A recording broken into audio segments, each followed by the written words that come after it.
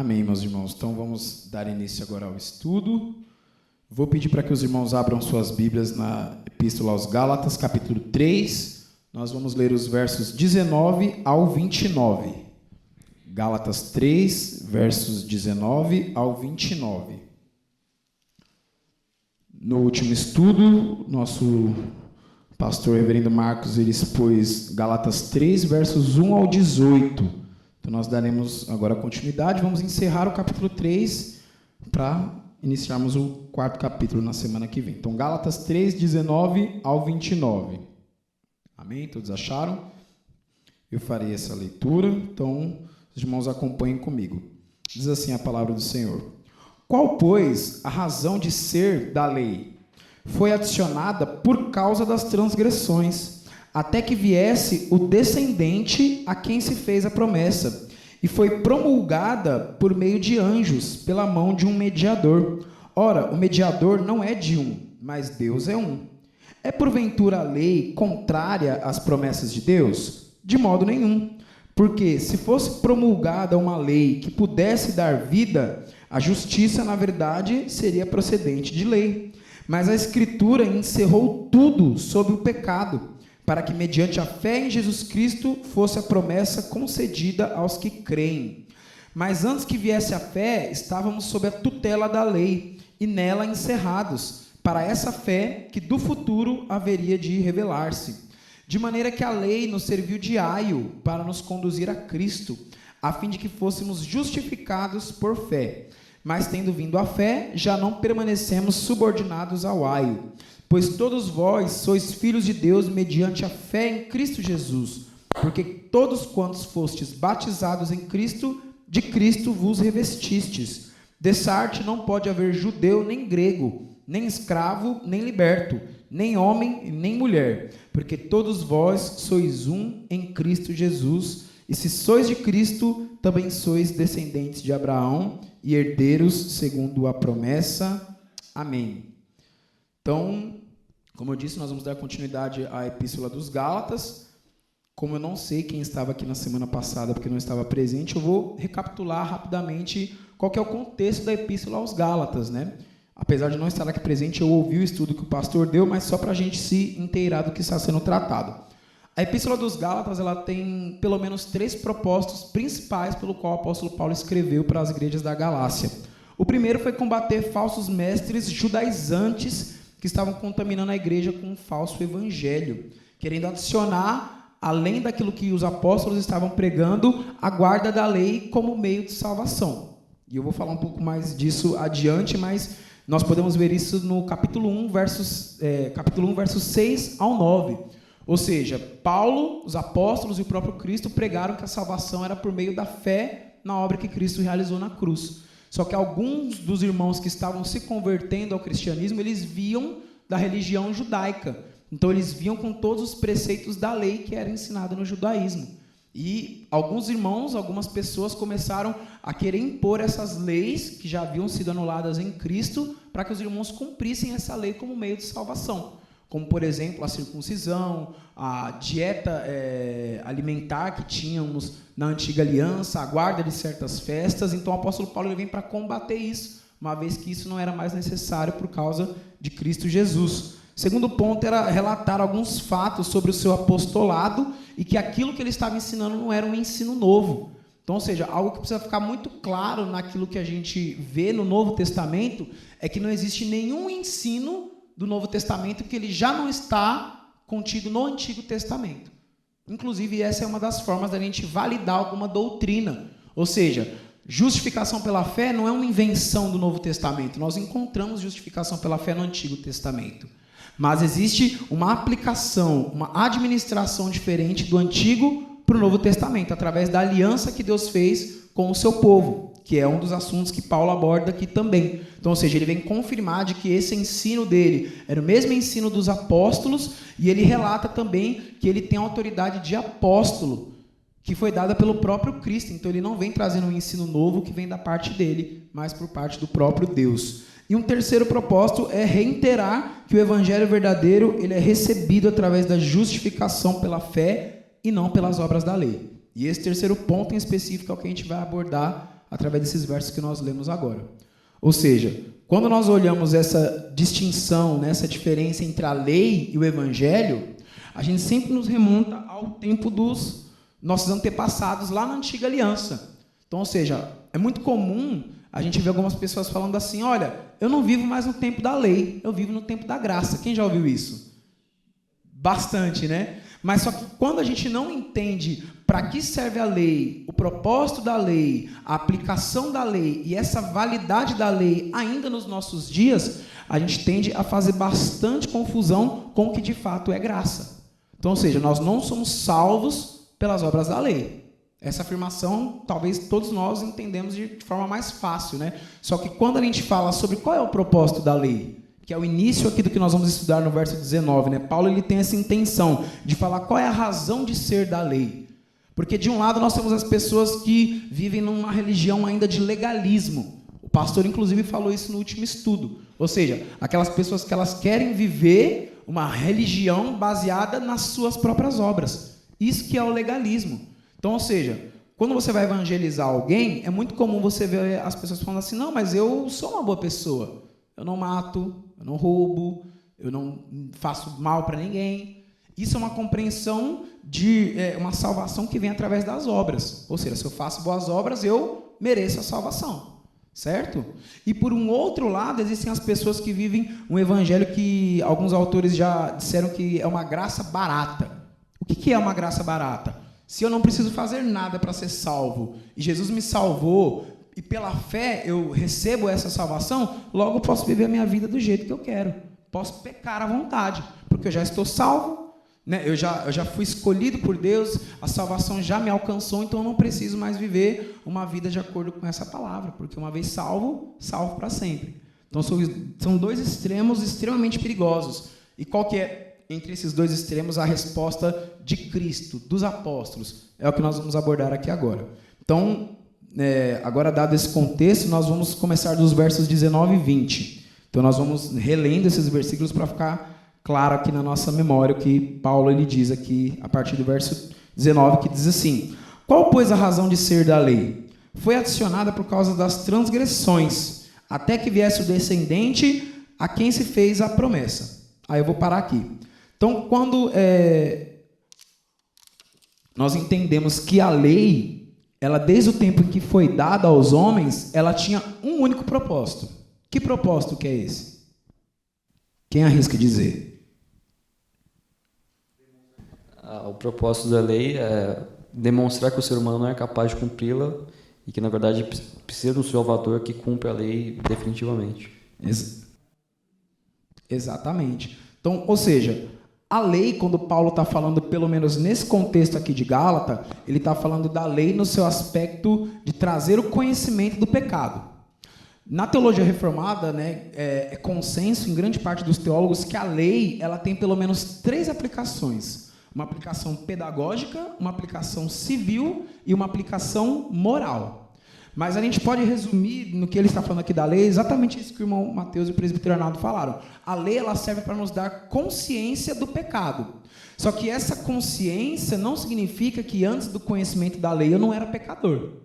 A Bíblia diz em Romanos 1, a epístola que o próprio Paulo escreveu, que nós subvertemos a verdade de Deus em injustiça. E porque nós suprimimos essa verdade que Deus revelou na sua criação, nós somos indesculpáveis. Ou seja, pelo fato de existir um Deus que criou todas as coisas para a sua glória, e que parte dessa criação somos nós, e uma vez que nós viemos de uma descendência de pecado, a gente não glorifica como Deus, nós somos condenáveis por causa dessa santidade e justiça de Deus. Só que para que se tornasse mais clara e evidente essa nossa pecaminosidade, Deus nos deu a lei. Então, um verso antes, no verso 18, Paulo ele diz assim: porque se a herança provém da lei, já não decorre da promessa, mas foi pela promessa que Deus a concedeu gratuitamente a Abraão. Então aqui ele está querendo dizer o quê? De uma lei que traz a consciência do pecado e de uma promessa que é por onde vem a salvação pela fé naquilo que é prometido, que no caso seria o quê? A vinda, a morte e a ressurreição do nosso Senhor Jesus Cristo. Então, ou seja, a lei ela serve para nos trazer o conhecimento do pecado. E diante disso, nós podemos entender que essa lei ela só era válida na antiga aliança para aquelas pessoas do passado? Sim ou não? Não. O pecado ele continua sendo pecado. O mesmo pecado da antiga aliança ainda é pecado nessa aliança. Mas, o que nós vamos abordar aqui mais na frente, é que a lei, nessa utilidade de trazer o conhecimento do pecado, ela vigora até os dias de hoje. Mas para o povo da antiga aliança, que ainda não tinha o conhecimento da revelação de Cristo, ela tinha uma finalidade não só de trazer o conhecimento da lei, mas de conduzir essas pessoas até Cristo. Então esse é o ponto. Por exemplo, como que eu sei que eu sou um verdadeiro cristão, que eu realmente me converti a Cristo? Não é só se alguém chegou para mim e falou, olha, Jesus te ama. Eu preciso ter o conhecimento do pecado para que eu entenda a necessidade de salvação. E aí que entra a utilidade da lei. Só que esses irmãos que tiveram conhecimento de Cristo pela pregação dos apóstolos, eles queriam voltar a viver uma religião baseada nas obras da lei. E as obras da lei, elas por si só não têm poder de salvação. E aí Paulo ele vai tratar disso mais à frente, aqui no verso, parte B do versículo 19 do 20, quando ele diz assim, até que viesse descendente a quem se fez a promessa, e foi promulgada por meio de anjos, pela mão de um mediador. Ora, o mediador não é um, mas Deus é um. Então, ou seja, ele está falando aqui acerca de Abraão, de uma promessa que foi dada a Abraão, de uma descendência e de bênçãos que viria por meio de um descendente. Então, existe uma diferença, descendência e descendente. A própria Bíblia nos mostra que esse descendente a qual foi feita a promessa é Jesus Cristo.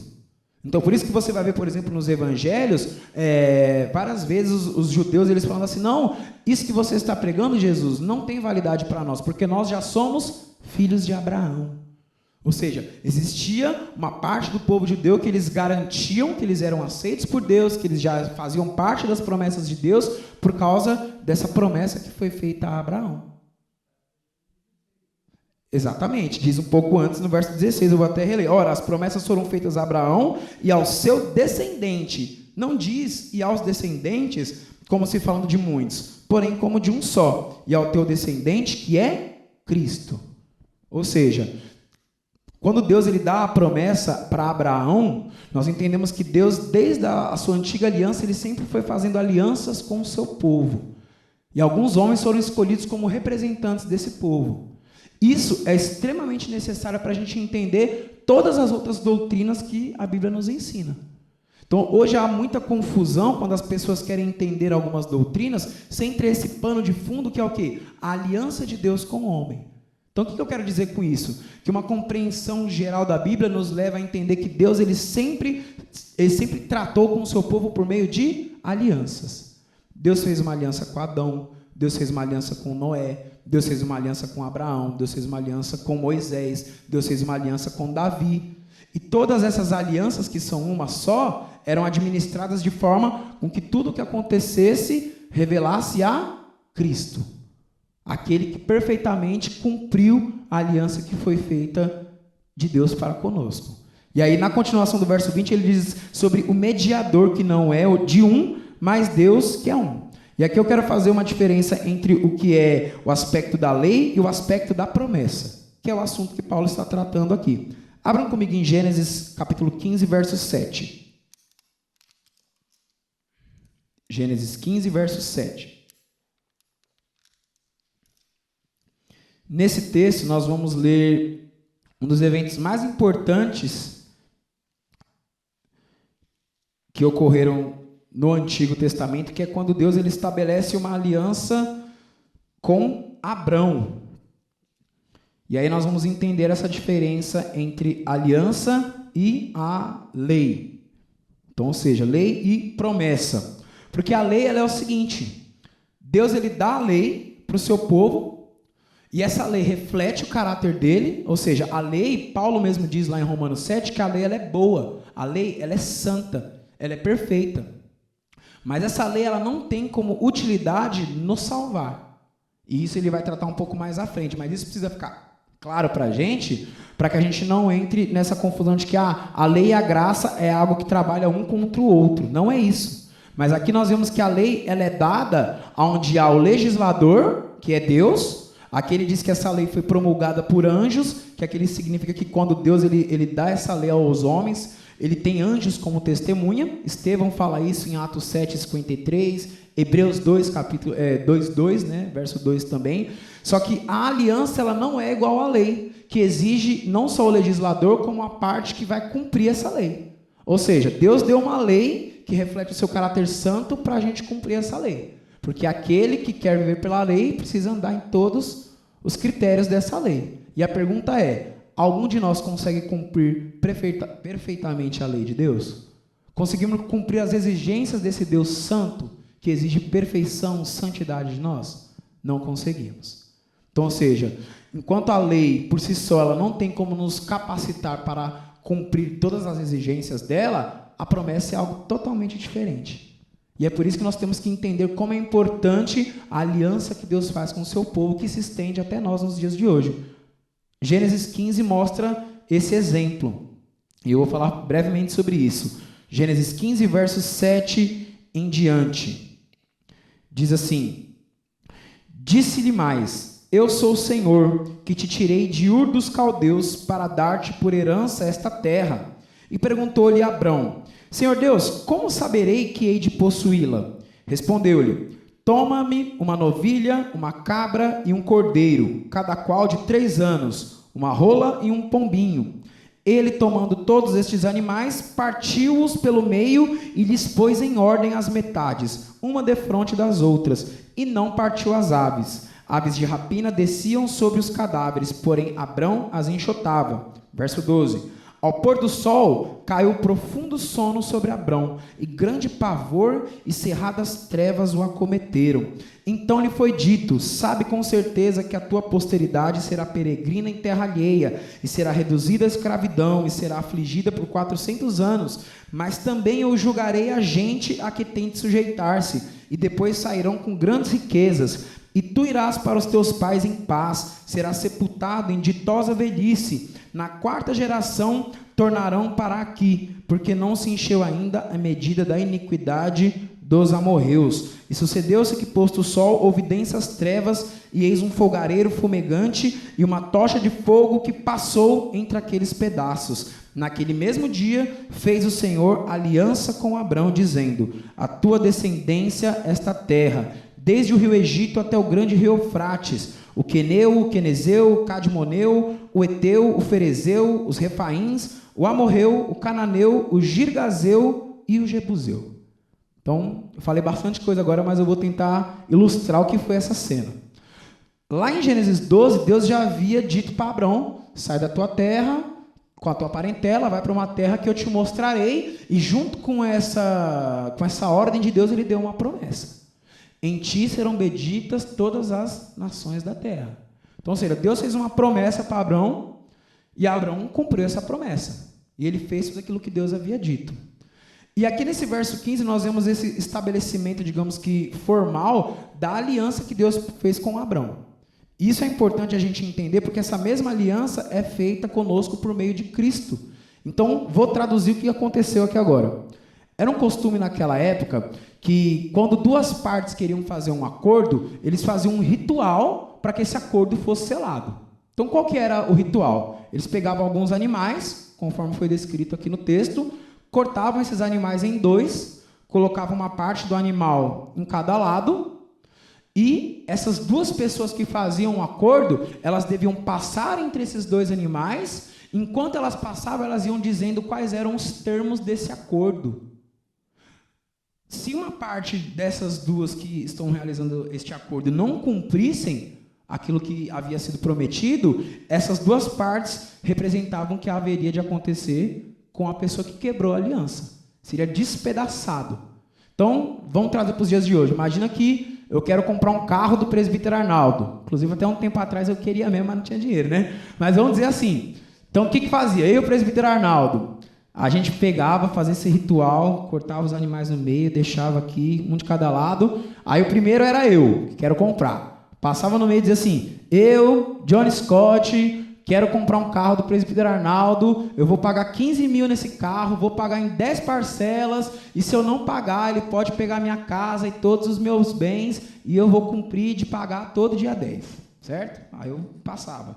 Logo após vinha o presbítero Arnaldo. Eu vou vender o meu carro para o Johnny, eu faço essa promessa que eu vou só cobrar 15 mil em 10... Ou seja, nós repetimos os termos desse contrato. Só que aqui é importante você perceber que Deus ele faz essa aliança com Abraão, ele segue fazendo esse rito para mostrar que de fato ele iria cumprir a sua parte, né? Porque Abraão pergunta, olha, como que eu vou ter certeza de que o Senhor vai me dar essa terra, essa descendência, tudo isso que o Senhor me prometeu? Então vamos fazer aqui um ritual. Só que algo que Deus faz com Abraão é fundamental para a gente entender como funciona a graça na nossa vida. Nessa situação de feita aliança, Abraão ele estava em profundo sono. Não sei se vocês perceberam essa parte. Vocês perceberam? O que Deus fez? Falou, eu vou fazer algo contigo para você ver que eu vou cumprir a minha promessa. E colocou Abraão em profundo sono. E aí, nesse sono profundo, tem todo o ritual feito. E somente uma pessoa passa pelo meio desses animais e faz um juramento. Quem é essa pessoa? Deus. Representado como um fogo fumegante. Então, ou seja, né, Abraão não viu o formato do próprio Deus, porque Deus é espírito, mas ele se faz uma representação em forma de fogo, e esse fogo passa no meio dessas partes. E aí ele vai falando qual é o juramento, qual é a promessa que ele faria a Abraão. O que Abraão fez como parte dessa promessa? Só recebeu e creu. Com isso nós entendemos, e aqui nós voltamos a Gálatas 3, que um só é o mediador da promessa. Diferente de Moisés, que Deus deu a lei a Moisés e Moisés deu ao povo, com Abraão, Deus ele tratou diretamente. E através de Abraão que veio o descendente que cumpriu tudo aquilo que Deus havia prometido para Abraão. Quem é o descendente? Jesus Cristo. Então, diante disso, o apóstolo Paulo ele está dizendo, olha, a lei, ela tem utilidade, ela tem a sua validade, só que ela não tem esse poder de salvar. Não tem esse poder de redimir. E esse era o problema dos Gálatas. Eles queriam voltar a esses rudimentos da lei. Então eles não entenderam que aquilo que Cristo fez foi feito para a nossa salvação, e o nosso único papel, digamos assim, é crer. Porque em nós não há justiça, em nós não há boas obras para que a gente possa cumprir aquilo que a lei exige. Mas Cristo, o Cordeiro sem defeito, ele cumpriu a lei. Ele cumpriu a aliança que Deus havia feito com o seu povo. Então, por meio de Cristo, é que nós temos acesso a todos os benefícios dessa aliança.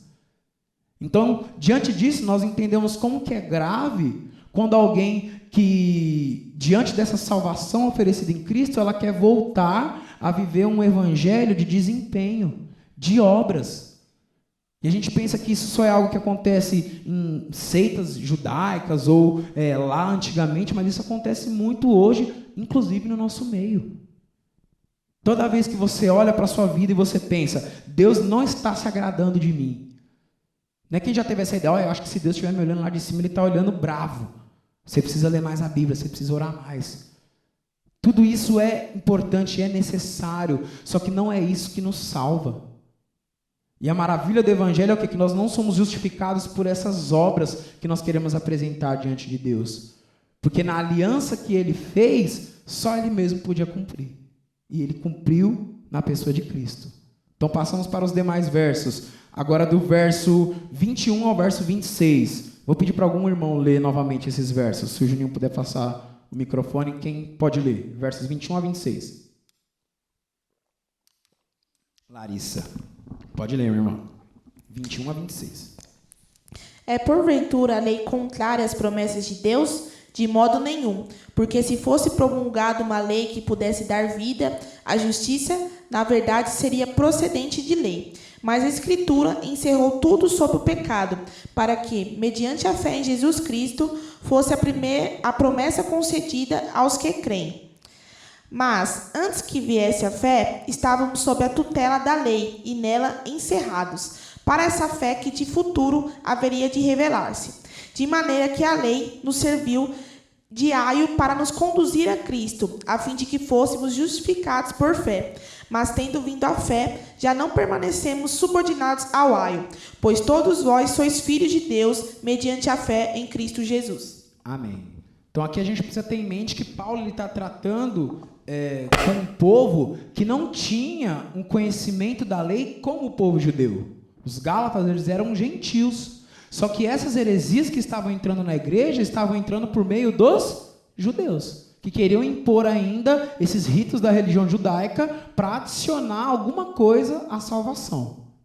Isso é algo que estava tão impregnado nesse período inicial da igreja, que até o próprio apóstolo Pedro teve um momento onde ele quase fraquejou nisso. E até o próprio apóstolo Paulo diz que repreendeu Pedro por isso. Porque Pedro, apesar de ser judeu, em certos momentos ele se comportava como um gentil, só que ele quase cai nessa falácia de querer impor ritos da lei judaica para que as pessoas fossem salvas. E Paulo fala, olha, eu repreendi a Pedro por isso, porque ele se comportava de uma maneira com uns e de outra maneira com outros. Ou seja, o ensino dos apóstolos era um só. Esse ensino ele é infalível, então eu quero que isso fique claro. Pedro não chegou a ensinar nenhuma heresia, né? A doutrina apostólica ela é uma que está de acordo com o que Cristo ensinou. Só que Paulo ele repreende ele nesse sentido de que o quê? A aplicação da lei ela não tem mais a validade que tinha anteriormente. Aí no verso 21, que a irmã Larissa leu, ele diz, olha, a lei ela é contrária às promessas de Deus? De modo nenhum. E aqui entra outro ponto. As pessoas que não entendem corretamente o que é a lei, para que serve a lei e o que é a graça e qual é essa aplicação da graça de Deus nas nossas vidas, elas querem colocar a lei e a graça um contra o outro, quando na verdade um complementa o outro. E aí o apóstolo Paulo ele vai falar assim, olha, a lei ela não é contrária às promessas, como alguns estão ensinando. E ele diz que aqueles que esperavam da lei que ela fosse salvar o pecador, eles não entendiam qual era a função da lei. A lei ela tinha uma função que era de levar as pessoas a Cristo. Como nós dissemos, expor a necessidade de salvação, a gravidade do nosso pecado. E aí Paulo vai usar um exemplo que era muito comum naquele tempo, que é o exemplo do aio. Quem aqui já ouviu falar sobre o que é um aio? Só o presbítero Arnaldo e o Juninho. Mais alguém? O pastor Bruno está ali também, sabe? Então, o que é o aio? Antigamente, haviam escravos, né, que eles administravam o lar dos seus senhores, e alguns escravos que eram de mais confiança, eles tinham uma função especial, que era cuidar dos filhos dos seus donos. Então, o que esse escravo ele fazia? Essa criança, durante um período determinado, ela era ensinada, né, para aqueles que tinham condição, ela era ensinada, tanto em questão de religião, quanto em questão dos conhecimentos da época. E esse aio, esse escravo, esse tutor, ele tinha essa tarefa de cuidar para que a criança ela andasse na conduta daquilo que ela foi ensinada. Alguns deles, inclusive, eram bem severos. Então, digamos assim, que era mais ou menos como um mordomo nos nossos dias de hoje. Então, imagina que você é uma pessoa muito rica, você deixa o seu filho numa escola e quando o seu filho volta, você não está presente. Então, esse seu mordomo tem uma função, manter o teu filho na linha. O dono deu autoridade para você, se ele bagunçar, pode repreender. Então, Paulo ele usa esse exemplo para falar assim, olha, o tempo dos nossos antepassados do Antigo Testamento, eles não tinham essa revelação de Cristo da forma que nós temos. Fazendo até um parênteses sobre isso, é uma pergunta que eu gosto de fazer, para ver se você entende essa relação. Como que as pessoas do Antigo Testamento eram salvas? Se Cristo ele veio num tempo futuro. Já parou para pensar? Existem duas formas de salvação. A Bíblia diz assim, que a salvação é pela fé na obra de Jesus Cristo que foi feita na cruz. Só que Abraão, Moisés, Davi, eles não contemplaram Cristo na cruz. Eles não viram Cristo sendo crucificado. Então como que eles eram salvos? Espera aí que o presbítero Arnaldo já vai dar o spoiler aí. Pode falar, meu irmão. Não, imagina, mas a única diferença é o ponto que nós estamos na linha do tempo. Eles estavam antes da crucificação de Jesus, mas salvo pela mesma graça na crucificação de Jesus, salvo pelo Salvador que viria. Nós estamos num ponto bem mais adiantado. Então nós olhamos para trás e falamos, nós somos salvos naquele Cristo que já veio, e eles no Cristo que viria. Mas, ainda falando a respeito da lei, eu gosto muito, Johnny, não sei se você já ouviu, da explicação do Augusto Nicodemos. Ele faz uma explicação muito fácil de entender E eu acho que é viável aqui para o momento.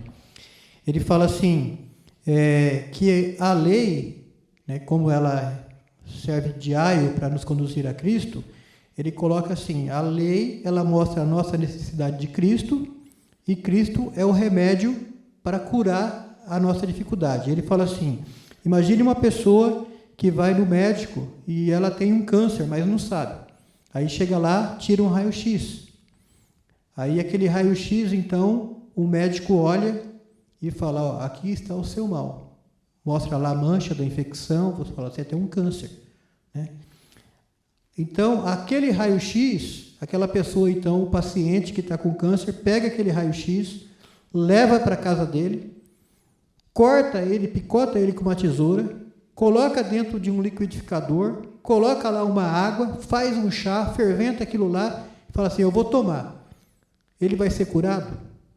Não, porque o papel da lei é exatamente mostrar o pecado.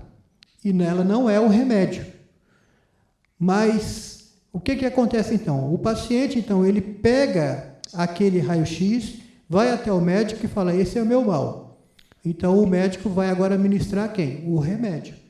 Esse é o papel da lei. O papel da lei, ela mostra o nosso pecado, o nosso mal, e nos conduz até aquele que pode nos curar.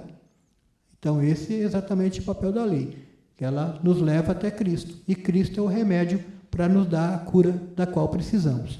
Amém. Ok? Exatamente. E, como bem disse o presbítero agora, durante algum tempo, esses irmãos que vieram antes de nós, eles estavam debaixo dessa lei, como esse tutor que levava eles até Cristo, e ainda que eles não contemplaram a obra de Cristo na cruz, eles tinham uma promessa. Nós, com certeza, todos nós aqui já lemos, por exemplo, quando em algumas passagens do Novo Testamento, o apóstolo Paulo ele diz que Abraão creu em Deus e isso lhe foi imputado como justiça. Ou seja, a forma como os cristãos eram salvos no Antigo Testamento e no Novo Testamento, ou seja, na Antiga Aliança e na Nova Aliança, é a mesma forma, através de Jesus. Mas a diferença é que eles que estavam no passado olhavam para frente e nós olhamos para trás. Só que aqui tem uma implicação muito importante para nós. Aqui quando Paulo ele fala desse tutor, desse aio, o aio ele só conduzia essa pessoa durante certo período, na sua infância, até que ele tivesse maturidade para receber um ensino mais excelente, e aí ele era passado para outro professor. Fazendo esse paralelo com os nossos antepassados, nós temos hoje evidências muito maiores e plenas e claras sobre Jesus Cristo. Porque eles contemplavam essas coisas, a Bíblia diz que como por sombras. Então, ou seja, tudo aquilo que hoje nós temos essa clareza através das Escrituras, para eles eram sombras. Só que naquela época, ainda que fosse uma sombra daquele que haveria de vir, a fé nessa promessa já era suficiente para a salvação. Só que eles foram conduzidos, e aí Paulo compara esse período da Antiga Aliança com a meninice da igreja. A igreja estava sendo ensinada através de antigos rudimentos, então por isso que era necessário que tivesse ritual com sacrifício, com tabernáculo, com todas essas coisas. Quem aqui é pai ou mãe já sabe como que você vai ensinar às vezes uma criança. Quando você usa algum objeto, faz algum desenho, é algo mais lúdico, não é? Para a criança entender. Mas só que chega um momento que ela não necessita mais desse material lúdico. Ela já está pronta para um ensino mais sólido. E é isso que é a igreja do Novo Testamento. Ela é aquela igreja que ela recebe através de Cristo, da sua vinda, da sua encarnação, da sua vida aqui na terra, a morte e a ressurreição, o pleno ensino daquilo que foi revelado por Deus. Então olha a nossa responsabilidade. Pensar que os irmãos do passado, eles morreram crendo em algo que eles nunca viram, que eles não tiveram esse testemunho vivo, mas nós tivemos. Nós não vimos literalmente Jesus Cristo morrer na cruz, mas nós sabemos que esse é um evento que já aconteceu e que nos garante que nós somos salvos quando nós cremos nessa obra. E quantas vezes nós jogamos isso fora quando a gente quer confiar na nossa própria justiça, nas nossas próprias obras? Então, diante disso, o apóstolo Paulo ele fala, nós não somos mais justificados pela obra da lei, só que ela ainda tem a sua validade. Assim como o presbítero Arnaldo falou, se o médico só der o diagnóstico e não der o remédio, não serve. Mas se só tiver o remédio e não tiver o diagnóstico, também não serve. Mas nós temos o diagnóstico que nos é dado pela lei. Qual é esse diagnóstico? Somos pecadores, separados de Deus, rompidos dessa relação que nós tínhamos com Ele. E nós temos também o remédio, que é crer naquilo que Jesus Cristo fez na cruz em nosso favor. E aí, continuando, para a gente finalizar, dos versos 27 ao 29, ele fala sobre os nos revestirmos de Cristo. Versos 27 ao 29. Diz assim a palavra do Senhor: porque todos quantos fostes batizados em Cristo, de Cristo vos revestistes. De Sarte não pode haver judeu nem grego, nem escravo nem liberto, nem homem nem mulher, porque todos vós sois um em Cristo Jesus. Então olha isso, aqui ele vem fazendo essa construção de que a lei ela não tem como função nos salvar, redimir o pecador, mas ela tem uma função essencial que é nos levar até Cristo. E uma vez que nós fomos até Cristo e cremos na sua obra e somos salvos, essa lei ainda continua operando em nós como um guia para a gente viver uma vida santa e uma vida reta. Aqui eu faço um parênteses que Martinho Lutero ele tem uma frase que eu gosto muito, que ele diz assim: a lei me leva a Cristo para a minha salvação, e Cristo me manda de volta para a lei para a minha santificação. Então, ou seja, quando você ouvir alguém falando que já que eu não sou salvo pela lei, ela não tem importância nenhuma para mim nos dias de hoje. Errado. Heresia. Imagina o seguinte, o que a lei diz? Vamos nos ater aos 10 mandamentos, porque aqui quando Paulo fala da lei, ele fala num sentido mais amplo. Mas vamos nos ater aos 10 mandamentos. Vamos pegar os 10 mandamentos. Amarás o Senhor teu Deus de todo o coração, toda a tua força, toda a tua alma, todo o teu entendimento. Segundo mandamento, não fazer nenhuma imagem de escultura, adorar essa imagem, não tomar o nome do Senhor em vão, guardar o dia que foi reservado para os nossos descansos, honrar pai e mãe, não adulterar, não roubar, não mentir, não cobiçar, não dirá falso testemunho. Aí, todos nós aqui temos pleno conhecimento que pelo menos uma vez na vida a gente quebrou um desses pontos dessa lei. E a Bíblia diz que quando você quebra um desses pontos, você se torna culpado por todos. Então, ou seja, não há escapatória. E daí vem o termo que tudo está encerrado debaixo do pecado. Encerrado tem o termo de cercado. Ou seja, o que a lei fez? Ela cercou todos nós de maneira que a gente não tem como escapar da condenação de Deus. Porque somos culpados pelas transgressões que cometemos. Mas uma vez que nós estamos encerrados, cercados pelo pecado, vem a promessa. E quando cremos na promessa, justificados pela fé, nós somos salvos. Certo? E aí ele diz que essa salvação, ela deve nos tomar de tal forma que a gente se revista de Cristo. O que é se revestir de Cristo? Entenda como fosse a figura de uma roupa, literalmente. Então, ou seja, você está aqui, frio, descoberto, a sua nudez está exposta diante de Deus. E na sua nudez você é achado culpado. E a punição para o culpado de transgredir a lei de Deus é o inferno. Só que a promessa de salvação vem através de Cristo. Você crê nessa promessa. E uma vez que você crê, você se apodera dela por meio da fé. E você começa a viver de acordo com essa promessa, a justiça de Cristo se reveste na tua vida. Ou seja, aquela tua nudez, aquela tua mancha que era exposta diante do pecado por conta da santidade de Deus, agora não é mais vista. E o que é visto no lugar do teu pecado é a justiça de Cristo. Lembra daquela alusão que a Bíblia fala de que quando nós somos salvos, nós ganhamos vestes novas, vestes brancas. E aqui tem uma citação que eu separei de João Calvino, que eu confesso para os irmãos que eu estava estudando essa semana sobre esse tema aqui da aula de hoje. Quando eu li essa citação, eu tive que parar na hora para ajoelhar, chorar e agradecer a Deus. Olha isso. Porque quanto mais intensa e mais sublime é a ideia de sermos filhos de Deus, tanto mais distante ela fica de nossa compreensão e mais difícil se torna o crermos nela. Por isso, o apóstolo explica resumidamente o que significa sermos unidos ou sermos tornados um com o Filho de Deus, para remover toda dúvida de que o que pertence a Cristo é comunicado a nós. Ele emprega a metáfora de uma vestimenta, quando diz que os Gálatas se revestiram de Cristo. Paulo queria dizer que os crentes estavam tão unidos a Cristo que na presença de Deus eles possuíam o nome e o caráter de Cristo e eram vistos nele antes que se vissem em si mesmos, irmãos. Em outras palavras, a justiça de Deus ela é tão perfeita. Sim, pastor Bruno quer falar algo, pode falar. Irmãos, esse texto aqui, ele é muito poderoso, porque ele fala que revestiram, toda a nossa injustiça foi coberta com a justiça de Cristo. Toda a qualidade de Cristo, absolutamente toda a perfeição de Cristo é imputada a nós. Existem, cristãos que são mais santos que os outros, mas não existe cristão mais justificado que o outro. É poderoso demais. Quando o Pai olha para nós, Ele não vê nenhum defeito assim. Ele vê a justiça de Cristo. E esse ensino também deve nos fazer tentar olhar para nossos irmãos como o Pai olha para eles, com a justiça de Cristo. O cristão mais imperfeito aos nossos olhos não é visto assim aos olhos do Pai. O Pai lhe vê como Cristo completamente perfeito, justificado. Esse é um texto muito poderoso, irmãos. Ele nos cobriu com toda a sua justiça, Ele nos imputou. Nós falamos que a salvação é pela graça para nós, mas custou a vida do Filho de Deus. O Filho de Deus cumpriu toda a lei. E quando o Pai olha para nós, Ele vê como se nós também cumpríssemos toda a lei, por causa da justiça de Cristo. E isso é maravilhoso. Esse texto é poderoso, irmãos. Amém, meu irmão. É isso que eu ia dizer.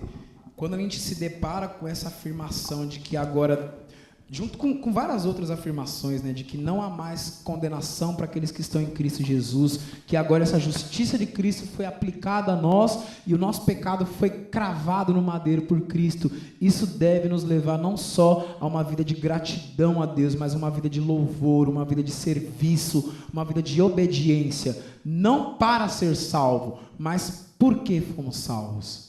E as aplicações são tantas, irmãos, e eu vou tentar me ater a algumas delas para a gente não tomar muito nosso horário, só que essa primeira aplicação é isso. Como que você vê hoje a vida nova que Cristo te deu por meio da salvação pela fé nele, irmãos? Dr. Martin Lloyd-Jones, ele tem um livro chamado Depressão Espiritual, e em uma citação desse livro ele fala que hoje a causa de muitas pessoas não quererem vir a Cristo é porque elas olham para a vida de outros cristãos e eles dizem que foram salvos por um rei perfeito, eles dizem que tem uma alegria que não cabe no peito porque agora eles são perdoados, mas eles não vivem de acordo com o que eles creem. Quem olha para você enxerga a alegria da salvação? Enxerga essas vestes alvas de alguém que não vive mais segundo o mundo, mas que vive como alguém que quer agradar o seu Salvador? Porque eu não obedeço agora à lei de Deus para ser salvo, já não tenho mais esse peso sobre mim, porque seria impossível carregar esse peso. Só que hoje eu tenho o quê? Essa vida de gratidão. Se Deus me salvou, se Ele me justificou, eu sendo quem eu sou e Ele sendo quem Ele é, a minha vida deve ser em louvor a Ele, serviço a Ele. Então agora, quando eu não minto, quando eu não cobiço, quando eu não roubo, quando eu não mato, eu não faço isso para agradar um Deus que não tem como mentir para Ele. Eu faço isso como gratidão. Senhor, eu entendo que a Tua lei é o reflexo do Teu caráter e é de acordo com o Senhor que eu quero viver e não mais de acordo com as minhas obras, porque as minhas obras só me condenam. Aqui o sentido do batismo que ele está dizendo não é simplesmente o ato externo, porque quantas pessoas foram batizadas nas águas, mas não vivem uma vida santa. Então não é esse ato externo que salva, mas é aquilo que é feito no nosso coração. O batismo, ele tinha uma certa validade para o povo judaico, que eles olhavam isso como uma garantia de salvação, e aqui o apóstolo Paulo, ele descarta isso ao dizer assim, não adianta vocês serem batizados e não serem revestidos. Não adianta você ter esse rito externo, circuncisão, guardar dias, guardar dietas, batismo, e vocês não terem a vida de Cristo na vida de vocês. E vocês receberam isso pela pregação do meu evangelho que Cristo me deu, e vocês querem voltar a viver uma vida pelas obras da lei. É como se você pegasse a obra de Cristo e desconsiderasse tudo o que Ele fez. Uma outra aplicação que continua no texto, versos 28 e 29, o povo judeu, eles tinham essa ânsia de dizer, olha, nós somos o povo escolhido, vocês não. Em referência aos gentios, só que agora Paulo fala, em Cristo não tem mais judeu, não tem grego, não tem homem, nem mulher. O evangelho, ele é, como disse uma vez, eu lembro até hoje, numa pregação do presbítero Arnaldo, ele é supracultural, é atemporal. Independente da sua idade, independente de onde você nasceu, da sua história, se você crer na obra de Cristo, ela te alcança, ela te reveste de uma nova vida. E aí, como o pastor Bruno disse, aí você já não vai mais olhar com indiferença para aquele irmão que hoje é fraco na fé. Porque você pode ser mais santo que ele, mas você não é mais salvo que ele. Nós somos um em Cristo, não há mais essa barreira que nos separa. E isso é a igreja, essa promessa que Deus deu ao povo lá no Egito, o povo hebreu, que vivia na escravidão do faraó e que foi liberto pela promessa, hoje se estende à igreja. Nós somos livres dessa cadeia que não é só espiritual, mas física também. Hoje nós temos liberdade de adorar a Deus, temos liberdade de servir ao nosso Deus, mas só que quantas vezes a gente se coloca de novo debaixo de um jugo de escravidão? Debaixo de uma vida de ingratidão. Falamos com a nossa boca que Cristo nos salvou, mas nas nossas obras parece que nós não fomos salvos. Não vivemos essa alegria de ser parte da família de Deus. E o apóstolo Paulo, ele combate isso dizendo, olha, enquanto vocês querem se gloriar em guardar a lei, isso só vai trazer sobre vocês condenação.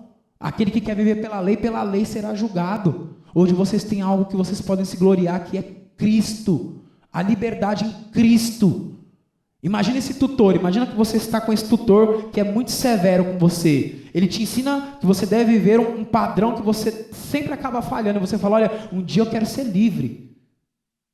Quem já teve, por exemplo, um professor que era rígido com você, só que era um ótimo professor, e provavelmente você não gosta dele. Eu lembro até hoje, eu tenho minha professora de português. Eu lembro que teve um período da minha infância que eu era muito bom aluno, tirava só nota máxima. Só que depois que eu comecei a me envolver com droga, com crime, eu decaí de uma maneira tremenda. Então foi assim, coisa de um ano para outro. E eu me lembro até hoje que essa professora, ela chegou um dia para mim, me chamou de canto, falou assim, Johnny, eu conheço você há muito tempo, eu te conheço desde antes de você ser assim. Você não é assim, Johnny.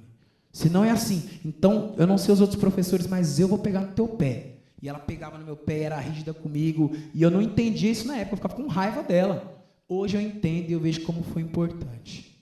Assim é a lei nas nossas vidas, ela é rígida, ela nos mostra que nós não temos essa capacidade de cumprir com perfeição a vontade de Deus, só que ela tem uma excelente promessa para nós. Eu te aponto para quem pode te ajudar. Eu não posso, eu posso te conduzir, mas só quem pode te tirar dessa prisão é Cristo. Então, como esse tutor que nos aprisionou de forma que a gente não tinha como nos libertar, ele nos colocou em um único caminho, que é confiar na obra de Jesus Cristo. E aí eu te pergunto, meu irmão, você confia na obra de Jesus Cristo? Se você confia, como que você tem vivido diante disso? Como que tem sido a tua busca por conhecer esse Deus que te salvou, que te revestiu, que te deu um novo coração? Não se trata só de mudar hábitos, mudar relacionamentos. Ele te deu uma nova vida. E essa vida nós devemos viver pela fé no Filho de Deus. É o que Paulo fala aqui em Gálatas 2.